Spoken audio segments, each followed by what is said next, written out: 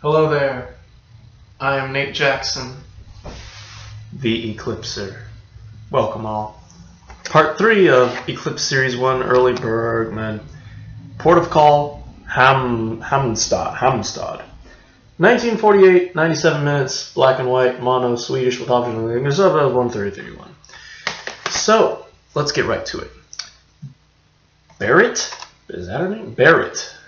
Berit is a young woman who tries to kill herself at the beginning of the movie. Oh boy, we're in for a treat already. Bergman is knocking them, just running all cylinders.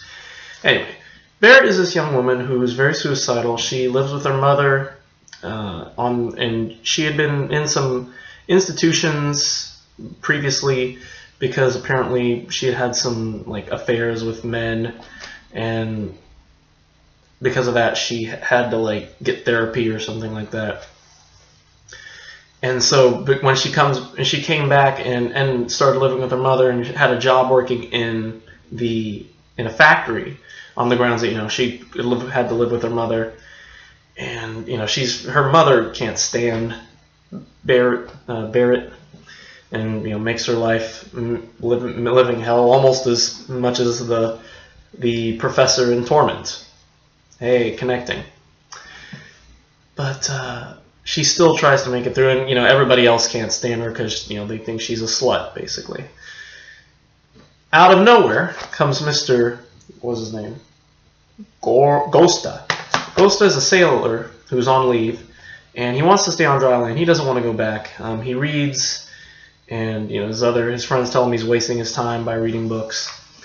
They meet at a dance, even though Gosta actually first saw Berit at the beginning of the movie when she jumps off the pier and tries to kill herself. However, he doesn't recognize her, and so they meet, they fall in love, they spend all their time together. However, eventually she realizes that she has to tell Gosta about her past, all those sexual encounters she had, and Gosta is a little disturbed by this, to the point where he can't deal with the fact that this woman that he loves has been like this, and I'm sure he was afraid that it would start again. Anyway, and then the other side of the story is one of Berit's friends from the institution, one of the institutions, Gertrude, needs an abortion. And I guess back in 1946, abortions were illegal, and it was only acceptable for, I think at one point Berit mentions that abortions could happen only if the child would be a burden on the state due to one of the parents being mentally retarded, which is a little hard to think about, but if it was just somebody who needed an abortion because they needed one, it wasn't acceptable. It had to be the child had to be an eventual burden to the state. So Gertrude ends up visiting an underground abortionist, and she ends up giving Gertrude a shot that eventually kills Gertrude.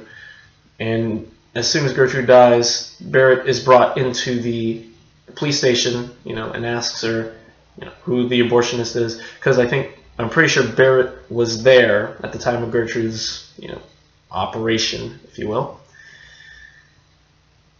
And so she ends up, at first she doesn't want to squeal on the abortionist. However, faced with the risk of possibly going back to the institution, or actually I think locked up for 3 or 4 years, she ends up caving in and telling them whatever they want to know. Meanwhile, Gosta is still frustrated about knowing the truth about Berit. However, at the end of the movie, he has a change of heart and realizes that he was a fool for not forgiving her and realizing that the past was the past. They make up, and they realize that they truly love each other, and that's basically it.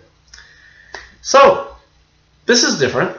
A love story from Bergman, like a love story that ends with them happy and smiling and running off into the sunset and all that, This is different. This is altogether new. It's not something we'd see in future movies like Seventh Seal or Autumn Sonata or Cries and Whispers. Oh no, this is early Bergman. I liked this movie. I thought it was a really good. I think Bergman did a fantastic job with the story. The story is very Bergman, except for the ending, the happy ending. That's a little whoa, you know. And I think, you know, again, his direction's fantastic. The use of flashbacks are really fantastic. There's a lot of shots. There's some scenes where, gosh, what is her name? I can't remember it. Barrett tells Gosta about her childhood, and her father was, I guess, really abusive too. So there was that. And yeah, it was just an effective use of flashbacks too. So again, Bergman did a really fantastic job with this. I don't really see anything wrong with this movie, you know. It's definitely one of his better ones. Definitely much better than Crisis. Crisis, I think, was pretty much much weaker movie. However, Port of Call makes up for it, in my personal opinion. And that's all I have to say. So, Port of Call, I give it an A. Or should I give it an A? I don't know. No, I'm gonna give it an A-. I like the movie a lot. There were just bits that I felt could have been a smidgen clearer, such as Gertrude's role in it all, and I don't know, just certain bits especially about Gusta's character too.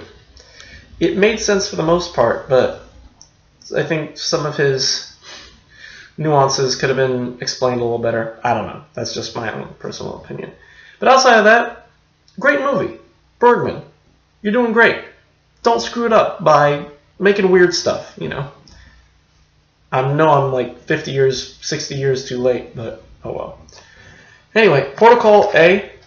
And yeah, so that's it for tonight.